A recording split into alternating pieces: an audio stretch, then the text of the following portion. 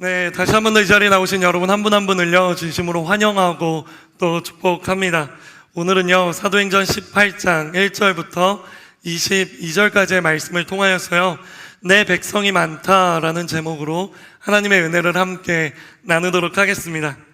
오늘 본문 말씀은 바울의 2차 선교 여행의 마지막을 다루고 있습니다. 앞에 지도를 잠깐 봐주시겠어요? 이 지도는요 바울의 선교 여행의 루트를 보여주고 있는데요, 오늘 본문 말씀은 특별히 빨간색 네모로 쳐져 있는 고린도와 에베소라는 두 도시를 배경으로 하고 있습니다. 그래요, 바울의 2차 선교 여행은요 고린도에서 복음을 전하고 또 에베소를 거쳐서 우리가 너무나도 잘 알고 있는 예루살렘으로 내려간 이후에 다시 바울의 거점 교회가 있는 안디옥으로 복귀하는 일정으로요 바울의 2차 선교 여행은 끝마치게 되는 것입니다. 자, 그렇다면 과연 이러한 바울의 2차 선교 여행의 마지막을 다루고 있는 오늘 본문 말씀을 통해 하나님께서 우리에게 주시는 영적인 메시지는 무엇일까요? 저는 바로 이러한 질문에 대해서요 오늘 본문 사도행전 19장 9절과 10절이 바로 이에 대한 대답이라고 생각합니다. 우리 함께 9절과 10절의 말씀을요 함께 읽어보도록 하겠습니다. 시작. 어느 날 밤 주께서 환상 가운데 바울에게 말씀하셨습니다. 두려워 마라. 잠잠히 있지 말고 말하여라. 내가 너와 함께 있으니 아무도 너를 해치지 못할 것이다. 이 도시에는 내 백성이 많다. 아멘. 저는 하나님께서 오늘 우리에게 주시는 메시지에 대해 오늘 설교의 제목이자 또 10절에 기록되어 있는 내 백성이 많다라는 이 말씀과 연결 지어서요 이야기 드리고 싶습니다. 기억해 주실래요? 하나님은 우리에게 말씀하십니다. 이 도시에 내 백성이 많다.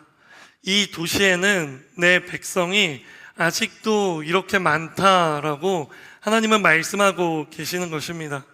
그렇다면 여기서 아주 중요한 한 가지 질문을 던져야 합니다.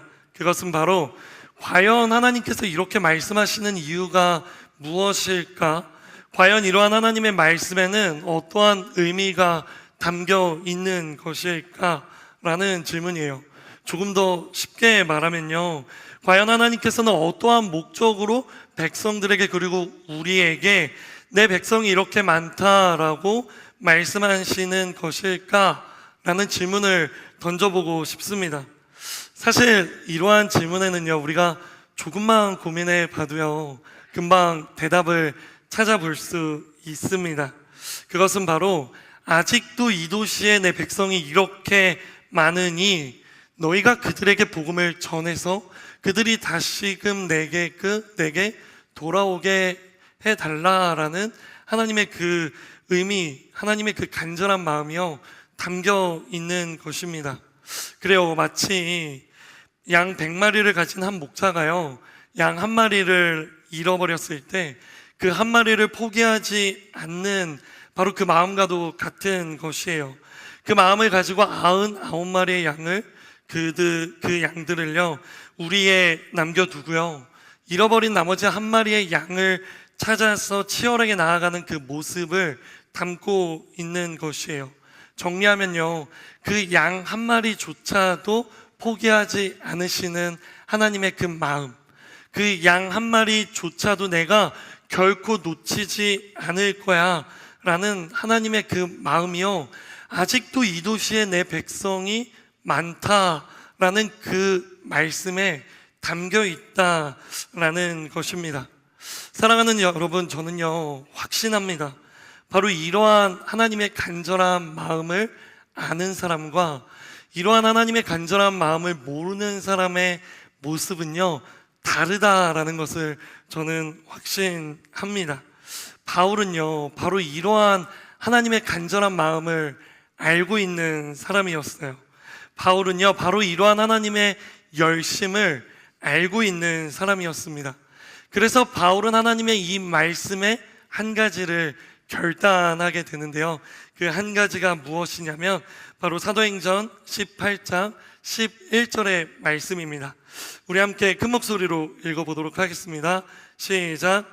그래서 바울은 그곳에 1년 반 동안 머물면서 그들에게 하나님의 말씀을 가르쳤습니다. 아멘. 자, 바울이 어떤 결정을 했습니까? 바울은요, 고린도에 1년 반 동안 머물면서 그들에게 하나님의 말씀을 가르쳤다라고 기록하고 있어요. 그렇게 바울은 바로 한 마리의 양, 단 한 명의 백성을 위하여서 하나님의 그 마음을 공감하여 그 마음을 품어서요, 고린도에 남겠다라고 결정한 것이에요. 그리고 그 도시에 남아서 무려 1년 반이라는 시간 동안 고린도에서 하나님의 말씀을 가르치고 복음을 전하고 하나님의 사랑을 드러내기 시작합니다. 저는 여기서 여러분에게 한 가지를 짚고 넘어가고 싶습니다. 그것은 바로 바울이 고린도에서 1년 반 동안 머무른다라는 것이 그리 쉬운 결정은 아니라는 것이에요.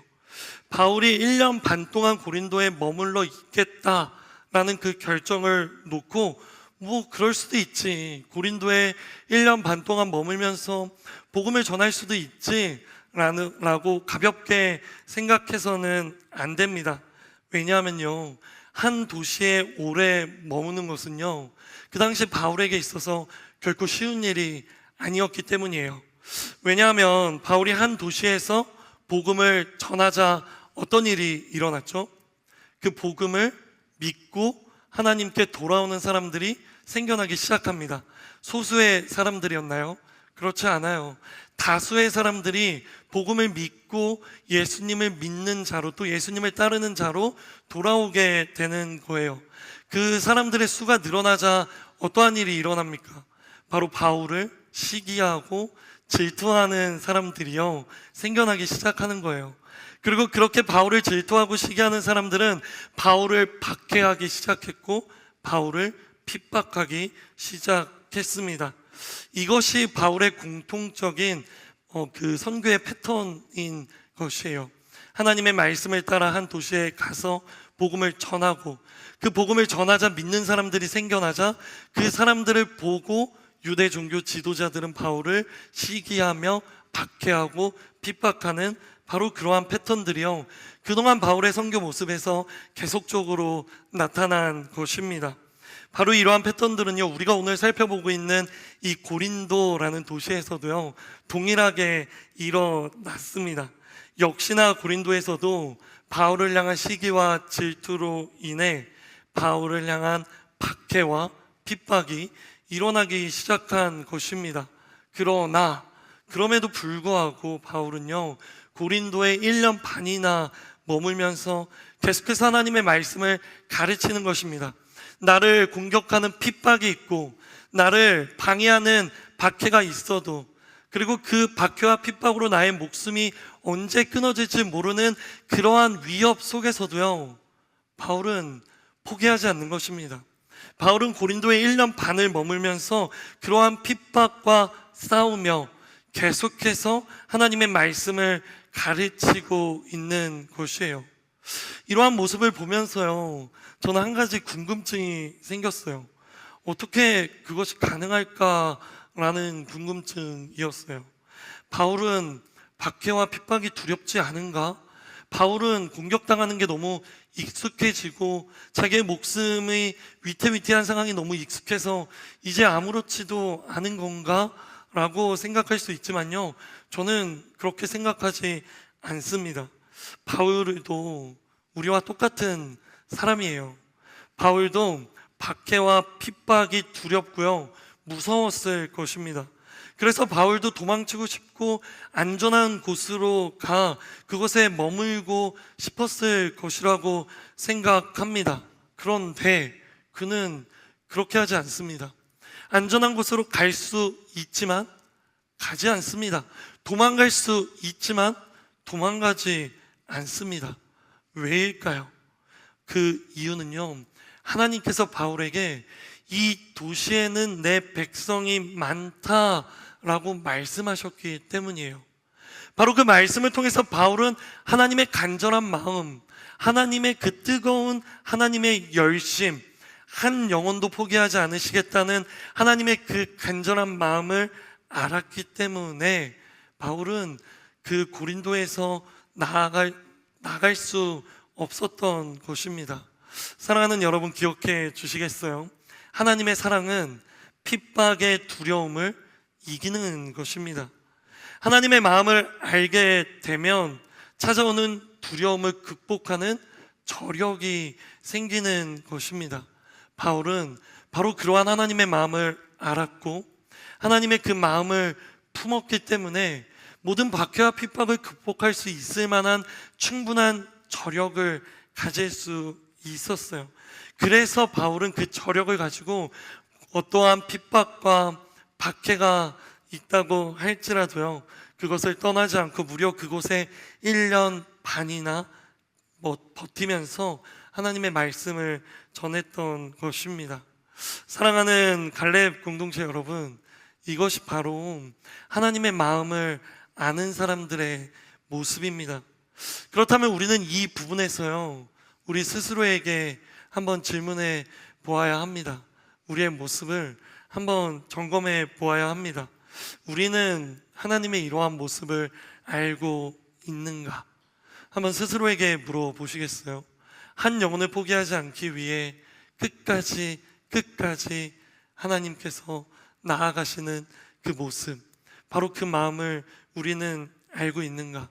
아니요, 그저 아는 것을 넘어서서 하나님의 그 마음을 나의 마음과 동화시켜 나도 하나님과 같은 마음을 가지고 우리가 주어진 삶을 살아가고 있는가에 대한 스스로의 대답을 찾아보아야 하는 것입니다. 바라옵기는요, 우리 모두가 이러한 마음 가운데 나도 그런 마음을 갖고 싶다를 넘어서서 나도 그런 마음을 가지고 있다라고 고백할 수 있는 저와 여러분이 되기를 주님의 이름으로 축복합니다. 이러한 질문들에 대해서 우리가 스스로의 모습을 점검하며 스스로의 모습을 발견하기 위한 방법은요, 딱 한 가지가 있어요. 그 방법이 무엇이냐면 우리가 한 영혼을 향한 우리의 태도를 한번 살펴보는 것이에요.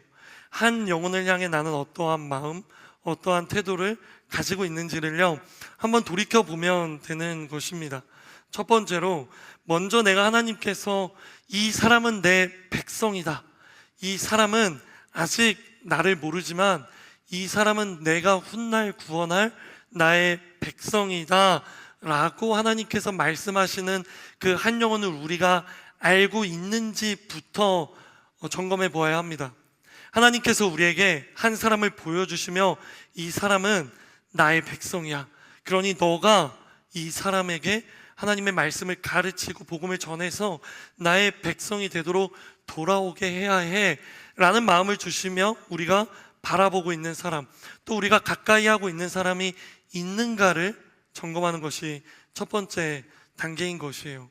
그리고 두 번째 단계는요, 그 영혼이 돌이키며 하나님께로 돌아오도록 하나님의 말씀을 전하고 내가 정말 복음의 씨앗을 뿌리고 있는가, 내게 그러한 행동과 그러한 모습이 있는가를 점검하는 것이 두 번째입니다.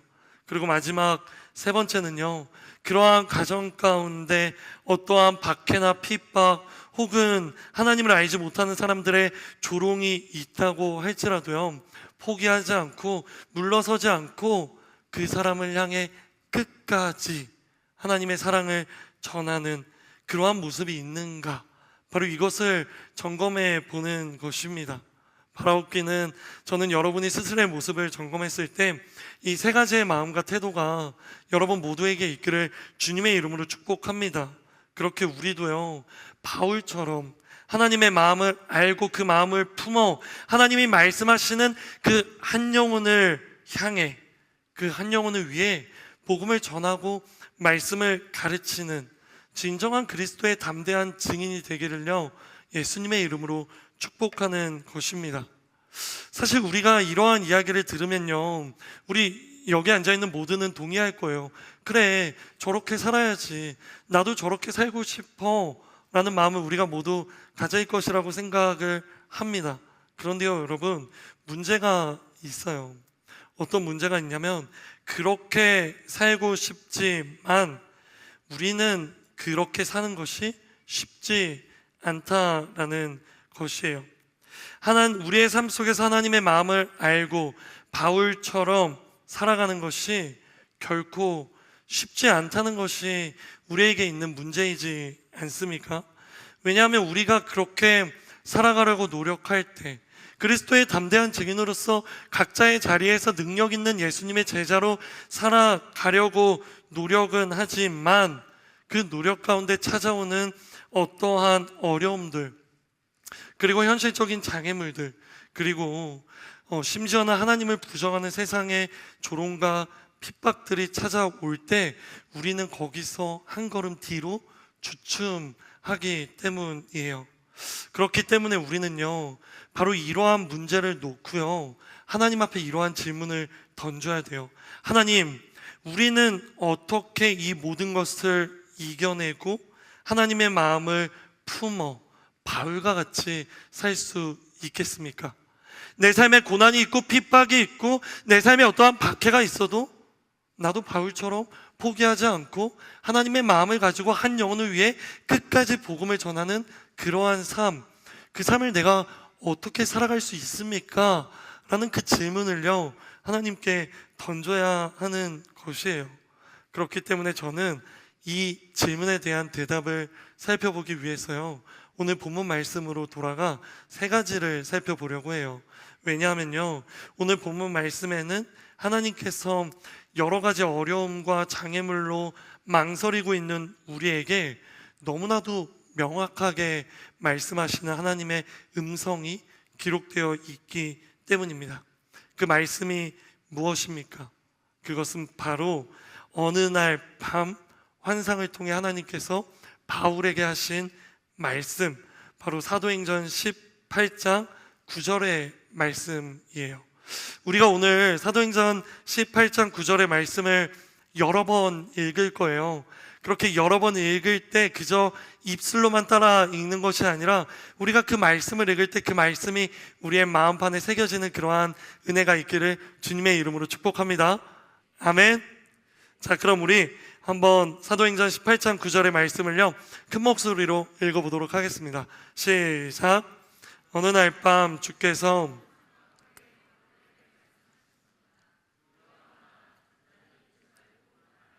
아멘. 자, 여러 가지 어려움과 장애물 앞에서 망설이고 있는 우리를 향한 하나님의 첫 번째 말씀입니다. 다 함께 따라해 볼까요? 두려워 떨지 말라. 우리 조금 더 큰 목소리로 해볼까요? 두려워 떨지 말라. 그래요. 하나님은 우리에게 가장 첫 번째로요, 두려워 떨지 말라라고 말씀하시는 것입니다. 그렇다면 여기서 질문합니다. 하나님이 우리에게 두려워 떨지 말라고 말씀하시는 이유는 무엇일까요? 하나님은 왜 우리에게 두려워하지 말라라고 말씀하시는 걸까요? 그리고 거기서 더 나아가서 우리는 어떻게 두려워 떨지 않을 수 있을까요? 이러한 이유에 대해서는요, 크게 두 가지가 있어요. 먼저 첫 번째는요, 하나님은 우리를 홀로 보내는 것이 아니라 함께 할 동역자를 주셨기 때문이에요. 우리 함께 본문 1절부터 3절까지의 말씀을 읽어볼게요. 시작. 이일 후에 바울은 아테네를 떠나 고린도로 갔습니다. 그곳에서 그는 아굴라라는 유대 사람을 만났습니다. 그는 본도에서 출생한 사람인데 유대 사람들은 모두 로마를 떠나라는 클라우디오 황제의 칙령 때문에 얼마 전 자기 아내 브리스길라와 함께 이탈리아에서 내려온 것입니다.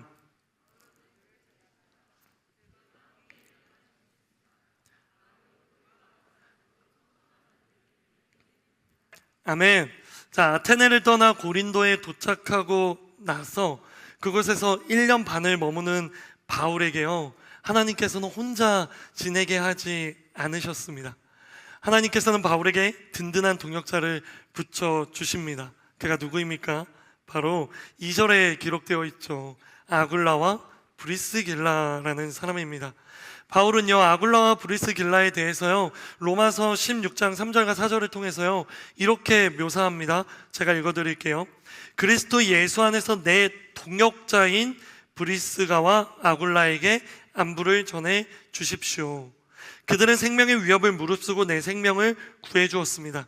나뿐 아니라 이방 사람의 모든 교회들도 그들에게 감사하고 있습니다 라고 이야기하는 것입니다. 하나님께서는 박해와 핍박 속에 그저 바울을 홀로 내버려 두신 것이 아닙니다.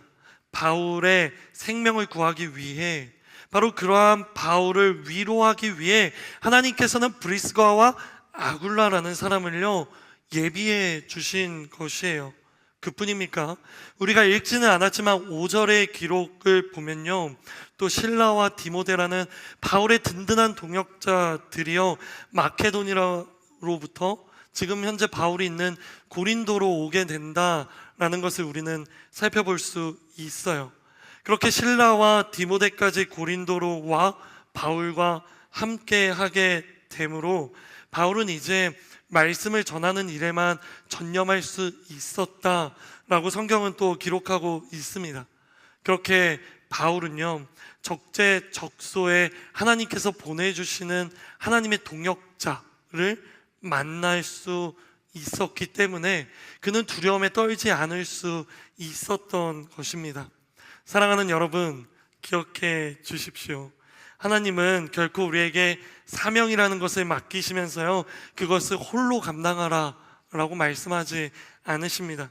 하나님은 우리를 위해, 하나님이 우리에게 맡겨주신 그 사명을 완수하시기 위해 하나님이 예비하신 하나님의 동역자들을요 보내주시는 것이에요. 그리고 그들과 함께 그 위대한 일을 완수하라 라고 말씀하시는 것입니다. 이것이 바로요 동역의 힘인 것이에요. 제가 성경 구절 중에서요 너무나도 좋아하는 구절이 있어요. 바로 전도서 4장 9절부터 12절까지의 말씀입니다. 이렇게 기록되어 있어요. 하나보다 둘이 더 낫다. 둘이 함께 노력하면 더 좋은 결과를 얻기 때문이다. 넘어지게 되면 다른 하나가 다른 하나를 일으켜 줄 수 있다. 그러나 혼자여서 넘어져도 일으켜 줄 사람이 없으면 얼마나 불쌍한가. 또 둘이 누우면 따뜻해지지만 혼자라면 어떻게 따뜻해지겠는가. 킬포인트는 12절이에요. 혼자서는 진릴도 둘이서는 당해낼 수 있으니 세 겹줄은 쉽게 끊어지지 않는다. 아멘. 사랑하는 여러분, 여러분에게 말씀드리고 싶어요. 여러분은 결코 혼자가 아닙니다. 여러분에게는요 하나님께서 보내주신 그 동역자들이 있습니다. 나의 동역자가 어디 있어요? 라는 생각이 드시는 분들이 혹시 계시나요? 그렇다면 지금 바로 옆에 앉아있는 여러분의 그 옆에 앉아있는 분들을 한번 바라봐 보시기 바랍니다. 지금 여러분과 함께 예배드리고 있는 이분들은요 결코 우연히 여러분 옆에 앉아있는 것이 아니에요. 결코 우연히 이 시간에 이 장소에서 우리가 모여서 하나님을 예배하고 있는 것이 아닙니다. 철저한 섬세한 하나님의 섭리 가운데, 하나님의 은혜 가운데 여러분을 위해 하나님께서 보내주신 하나님의 동역자들입니다. 우리 그런 마음을 가지고요 옆 사람을 향해 이렇게 인사해 볼까요? 당신이 나의 동역자입니다. 우리 조금 더 용기를 내서 한 번 더 웃는 얼굴로 좀 이렇게 이야기해 봅시다. 당신이 나의 동역자입니다. 다시 한번 인사할까요? 당신이 있어 내가 두렵지 않습니다. 그래요. 저는 우리 갈렙 공동체가요 서로가 서로에게 귀한 동역자가 되어서요 그 어느 것도 두려워하지 않는 바로 그런 공동체가 되기를요 주님의 이름으로 축복합니다. 이것이 바로 우리가 두려워하지 않을 수 있는 첫 번째 이유인 것이에요. 다음 두 번째 이유도 있는데요 사실 이 두 번째 이유가 첫 번째 이유보다 더 중요합니다. 두 번째 이유가 무엇이냐? 우리 본문 18장 10절의 말씀을 한번 읽어보도록 하겠습니다. 시작. 그래요. 하나님 우리에게 말씀하십니다. 내가 너와 함께 있으니, 내가 너와 함께 있으니 아무도 너를 해치지 못할 것이다. 그래요.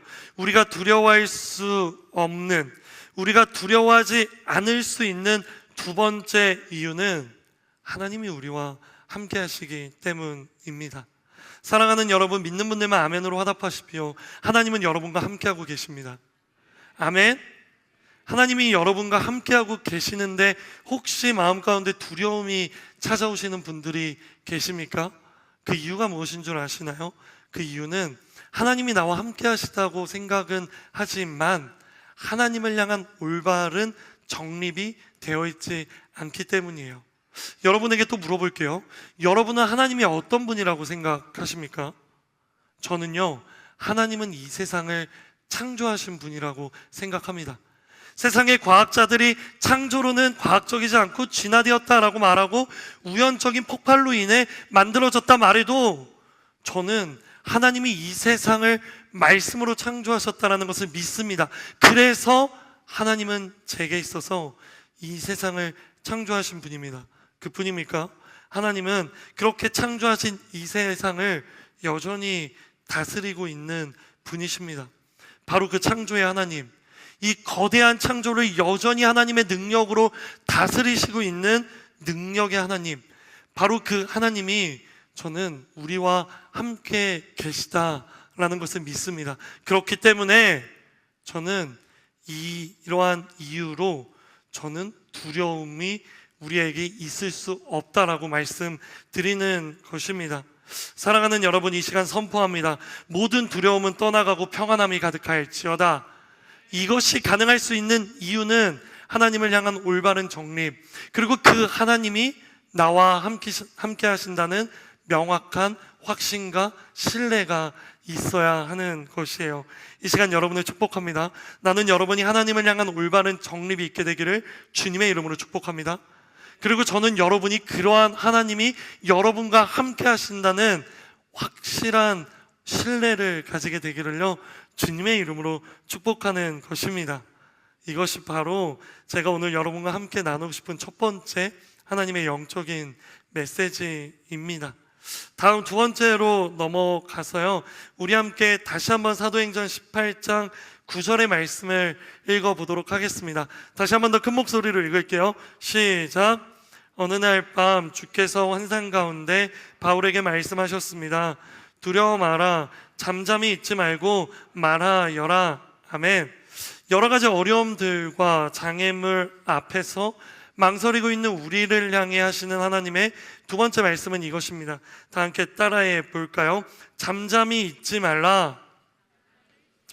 여러분, 잠잠히 계시지 말고 따라해 주세요. 잠잠히 있지 말라. 그래요. 하나님은 우리에게 두 번째로 잠잠히 있지 말라 라고 말씀하십니다. 우리 함께 오늘 본문 5절과 6절의 말씀을 읽어 볼게요. 시작. 실라와 디모데가 마케도니아에서 오자 바울은 말씀 전하는 데만 전념해 예수가 그리스도이심을 유대 사람들에게 증언했습니다. 그러나 유대 사람들은 바울에게 대들며 욕설을 퍼부었습니다. 바울은 자기 옷에 먼지를 떨며 단호하게 그들에게 말했습니다. 여러분들이 멸망해도 그것은 여러분들의 책임입니다. 나는 이제 책임이 없습니다. 이제 나는 이방 사람들에게 가겠습니다. 아멘. 자, 바울은요, 어디를 가든 언제나 가장 먼저 유대 사람들에게 복음을 전했어요. 특별히 어디서 복음을 전했죠? 바로 회당에서 복음을 전했습니다. 그런데 유대 사람들은 역시나 바울의 복음을 받아들이지 않습니다. 그런 바울을 박해하고 핍박하며 바울을 향해 욕설을 퍼붓고 있는 것입니다. 그러나 이러한 욕설과 또 이러한 핍박의 바울은요, 이전에는 보여주지 않았던 한 가지 모습을 오늘 본문 말씀을 통해 보여주고 있습니다. 그것은 바로 유대인들을 향해 복음을 전하는 것을 멈추고 이제 나는 이방인들에게 가겠다라고 말하는 것이에요. 이것은 바울이 유대 사람들을 향한 엄청난 분노가 생겼고 이제 유대 사람들을 포기하겠다라고 말하는 것이라고 생각해서는 안 되는 것이에요. 이러한 바울의 선포는요, 이러한 바울의 고백은요, 이제 바울은 그의 힘과 선교적인 방향을 유대인에게서 이방인으로 완전히 초점을 바꾸겠다라는 것이에요. 왜죠? 하나님께서는 바울을 이방인의 사도로 부르셨기 때문이에요. 하나님께서는 바울을 땅끝까지 복음을 전하는 이방인들의 구원자로, 이방인들을 구원하는 그 구원의 도구로 부르셨기 때문입니다. 바울도 이제 이러한 자신을 향한 하나님의 사명, 자신을 향한 하나님의 비전을 온전히 붙들고 나도 여기에 이제 총력을 기울이겠다라고 말하는 것입니다. 그렇게 바울의 초점은 이방인에게로 옮겨졌고 그 결과 이어지는 7절과 8절은요 이렇게 기록해요. 제가 읽어드릴게요. 그러고 나서 바울은 회당을 떠나 디도 유스도라는 사람의 집으로 갔습니다. 그는 하나님을 경외하는 이방 사람인데 그의 집은 회당 바로 옆에 있었습니다. 회당장 그리스보와 그 온 집안이 주를 믿게 됐고 바울의 말을 들은 다른 많은 고린도 사람들도 믿고 세례를 받았습니다. 바울이 그 시선을 옮기고 완전히 총력을 다하자 어떤 일이 일어납니까? 바로 이방 사람이었던 디도 유스도라는 사람이 예수님을 믿게 되었고요. 또 회당장 그리스보와 또 그곳에 있는 많은 고린도 사람들, 쉽게 말하면 많은 이방 사람들이 믿고 돌아왔다라고 기록하는 것이에요. 유대인들이 모여있는 회당을 떠나 이제는 이방인들이 모여있는 곳으로 가서 그들에게 복음을 전하자 엄청난 구원의 역사가 일어나는 것입니다. 사랑하는 여러분, 이러한 모습이요 우리에게 주는 영적인 메시지는요 너무나도 명확합니다. 그것은 바로 하나님께서는 한쪽 문을 닫으실 때 다른 한쪽 문을 여신다라는 것이에요. 그러니 한쪽 문이 닫혔다고 해서요 거기서 그 문이 다시 열리지 않는다고 해서 포기하지 마십시오. 거기서 아무것도 하지 않은 채 그저 주저앉지 마십시오. 아주 유명한 말이 있죠. 모든 것을 포기하고 아무것도 하지 않으면 아무 일도 일어나지 않는다. 바울은 포기하지 않고 계속해서 새로운 문을 찾아 복음을 전했습니다. 그 결과 많은 고린도 사람들이 하나님께로 돌아오는 구원의 역사가 일어난 것입니다. 그러니 포기하지 말고 하나님이 열어주시는 다른 문을 찾으십시오. 다른 문을 두드리십시오. 그리고 하나님께서 열어주시는 그 문을 통과하십시오. 우리 모두는요 이미 그러한 하나님의 문을 통과한 경험이 있는 사람들이에요. 어떤 경험입니까? 바로 코로나 팬데믹을 겪으면서요 예배당 예배의 문이 닫혔을 때 우리는 그저 그 자리에 주저앉아 예배를 포기하지 않았었습니다. 우리 온누리교회는 누구보다 빠르게 하나님께서 열어주신 또 다른 문, 바로 영상 예배의 문을 찾았습니다. 그리고 발견했습니다. 그리고 그 영상 예배의 문을 두드리며 활짝 열어 우리 모두가 하나님께 영상으로 예배하게 되는 바로 그러한 은혜를 누렸습니다. 그 결과 어떤 일이 일어났습니까? 함께 모여 예배하지 못함으로 예배의 제단이 무너지고 성벽이 다 무너질 것 같은 그것을 우리는 두려워했지만 우리는 우리의 예배의 제단을 지켰고 우리의 영적인 지성소를 지켰으며 우리의 영적인 성벽을 지켜 지금 이 자리에서 여전히 하나님을 뜨겁게 예배하고 있는 것입니다. 사랑하는 청년 여러분, 각자의 자리에서 최선을 다해서 복음을 전해도요 전혀 상황이 바뀌는 것 같지 않아 보일 수도 있어요. 내가 열심히 복음을 전해도 그 사람이 전혀 변해 보이지 않을 수도 있습니다. 하지만 그럼에도 불구하고요 멈추지 마십시오. 포기하지 마십시오. 그 자리에서 가만히 서 있지 말고 잠잠하지 말고 계속해서 나아가십시오. 그렇게 나아가다 보면요 하나님께서 열어주시는 또 다른 문을 발견하고 그 문이 열리고 새로운 길이 펼쳐지는 것을요 여러분이 목격하실 수 있을 것입니다. 이 시간 축복합니다. 저는 여기 있는 여러분 모두가 끝까지 포기하지 않는 저력을 갖게 되기를 주님의 이름으로 축복합니다. 저는 여기 있는 우리 모두가 잠잠히 있지 않고 계속해서 나아감으로 인해 하나님이 열어주시는 새로운 문을 통과하는 그런 저와 여러분이 되기를요, 예수님의 이름으로 축복합니다. 이것이 바로 여러분과 나누고 싶은 두 번째 영적인 메시지였습니다. 다음 마지막 세 번째입니다. 우리 한 번 더 사도행전 18장 9절의 말씀을요, 마지막으로 한 번만 더 읽도록 하겠습니다. 시작.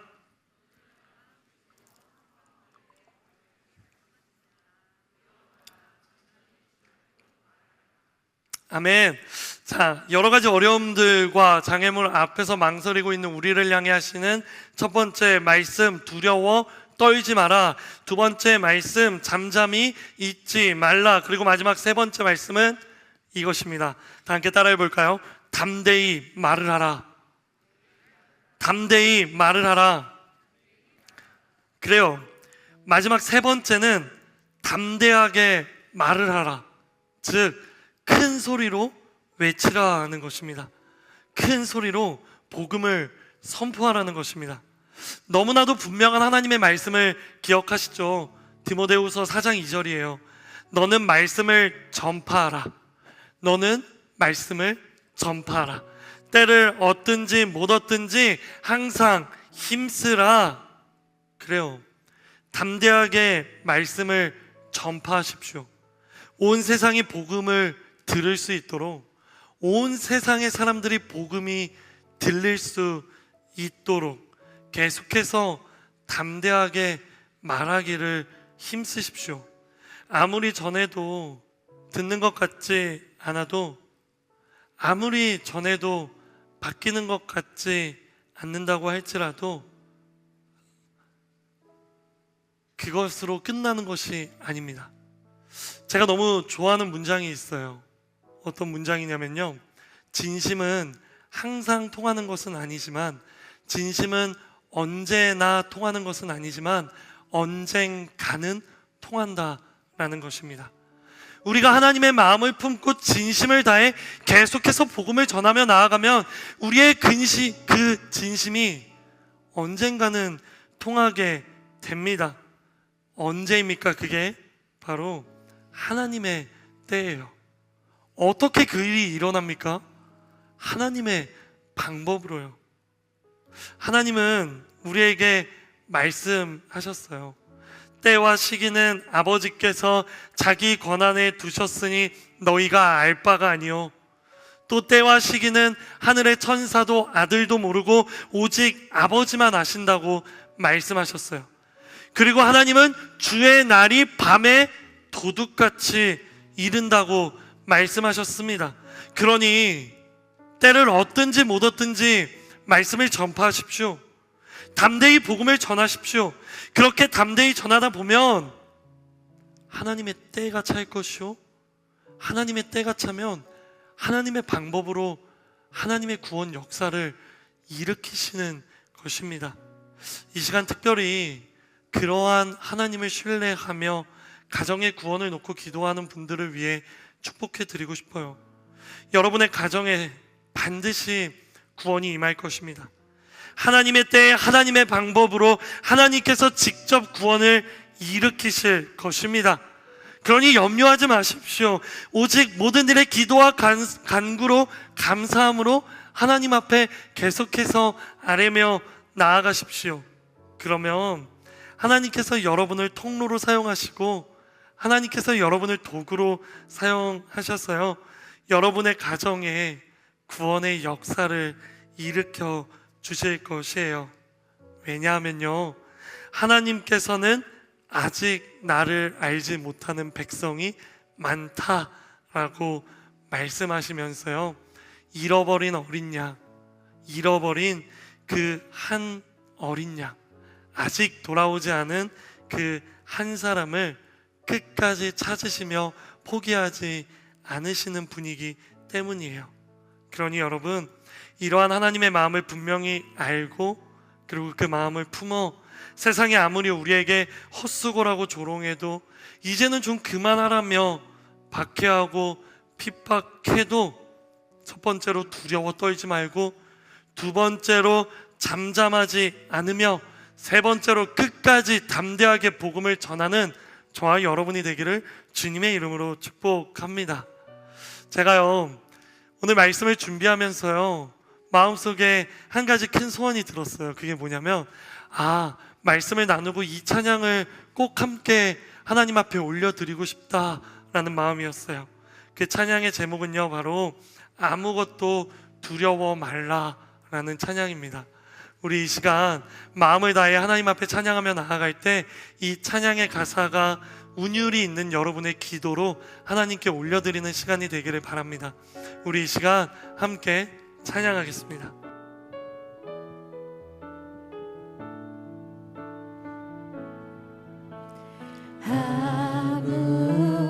아무것도 두려워 말라. 주 나의 하나님이 지켜주시네. 놀라지 마라. 겁내지 마라. 주님 나를 지켜주시네. 우리 다시 한 번 더 고백하겠습니다. 아무것도 두려워 말라. 주 나의 하나님이 지켜주시네. 놀라지 마라. 겁내지 마라. 주님 나를 지켜주시네. 내 맘이 힘에 겨워 지칠지라도 주님 나를 지켜주시네. 세상의 험한 풍파 몰아치대도 주님 나를 지켜주시네.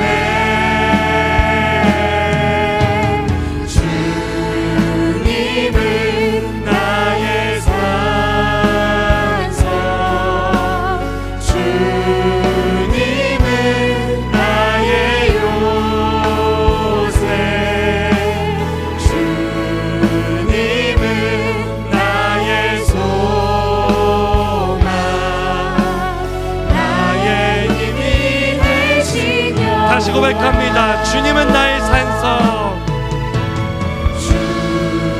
주님은 나의 산성. 주님은 나의 요새. 주님은 나의 소망. 나의 힘이 되신 여호와. 우리 이 시간 하나님 앞에 기도하며 나아갈 때 가장 먼저 이렇게 기도하며 나아가기 원합니다. 네, 그렇습니다. 주님, 제가 이 시간 하나님 앞에 찬양으로 고백한 것처럼 주님은 나의 산성이시라는 이 고백이 나의 진실된 고백 되게 하여 주시옵소서. 나의 마음 가운데 주님은 나의 요새이시고 나의 소망이시죠, 나의 힘이 되신다는 이 고백이 나의 진실된 고백 되게 하여 주시옵소서. 우리 이 시간 이런 기도 제목 가지고 주님 앞에 기도하며 나아가기 원합니다. 기도하겠습니다. 주님,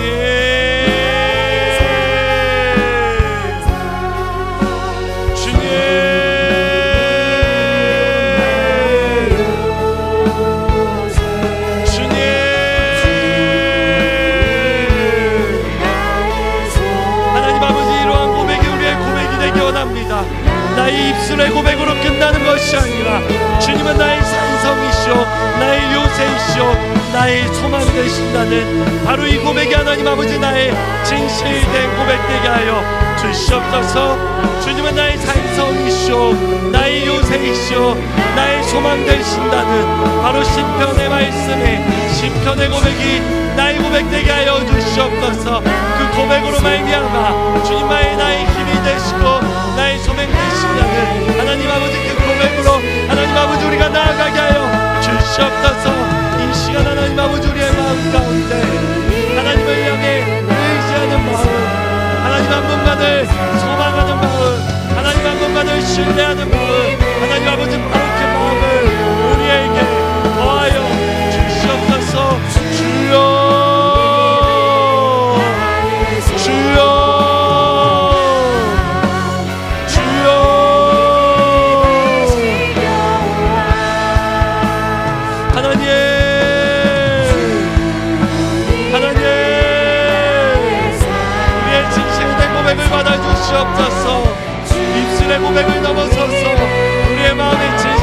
고백으로 하나님 앞에 나아가게 하여 주시옵소서. 주님, 주님.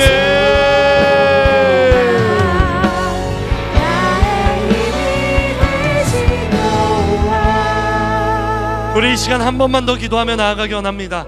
한 번 더 기도하며 나아갈 때 하나님, 제가 두려워 떨지 않게 하여 주시옵소서. 잠잠히 있지 않게 하여 주시옵소서. 끝까지 담대히 하나님의 복음을 전하고 하나님의 말씀을 가르치는 사람 되게 하여 주시옵소서. 이것을 위해 나의 연약하고 악한 마음 다 내려놓고 하나님의 마음이 나의 마음이 되게 하여 주시옵소서. 그로 인해 나를 향한 하나님의 뜻이 이 땅 가운데 이루어지게 하여 주시옵소서. 우리 이 시간 한 번 더 기도할 때 이 기도 제목 가지고 주님 이름 한 번 부르며 기도하며 나아가기 원합니다. 기도하겠습니다. 주여, 주여,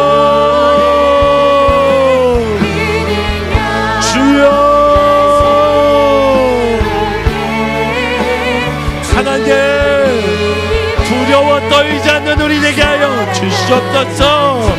잠잠히 있지 않는 우리 되게 하여 주시옵소서.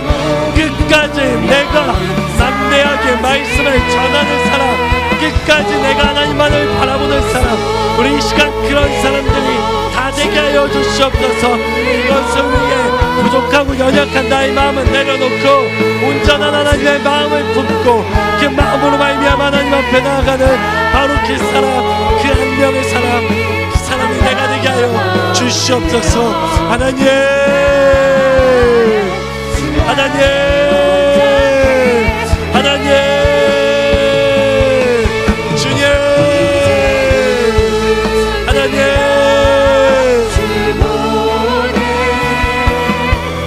이제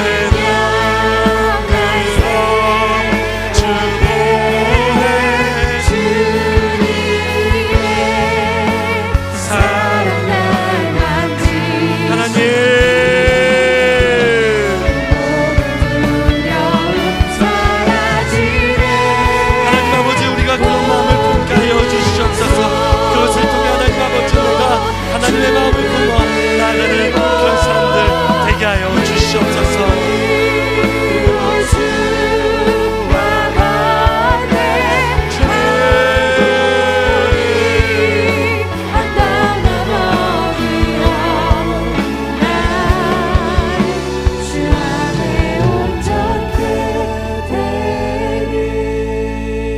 사랑과 은혜가 풍성하신 하나님 아버지, 하나님의 마음을 닮아가는 사람 되기 원합니다.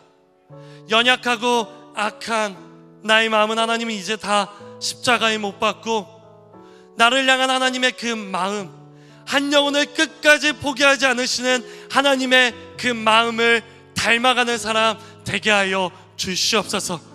하나님의 그 마음을 품어 두려워 떨지 않게 하여 주시고 잠잠히 있지 않게 하여 주시고 끝까지 하나님의 말씀을, 예수 그리스도의 복음을 담대하게 선포하는 바로 그러한 아름다운 하나님의 자녀, 능력 있는 예수님의 제자가 되게 하여 주시옵소서. 우리가 하나님의 마음을 품고 그렇게 나아갈 때 우리를 통하여서 아직도 이 땅에 너무나도 많은 하나님의 백성들을 구원하여 주시고 그들이 다시금 하나님께 돌아와 하나님을 경배하고 하나님을 찬양하는 그 귀한 예배자들이 되게 하여 주시옵소서. 바로 이러한 구원의 역사가 여기 앉아있는 우리 한 사람 한 사람을 통해 시작되게 하여 주시고 이루어지게 하여 주시고 완성되게 하여 주시옵소서. 그렇게 하실 주님을 찬양하며 이 모든 말씀 우리를 권하신 예수님의 이름으로 기도드립니다. 아멘.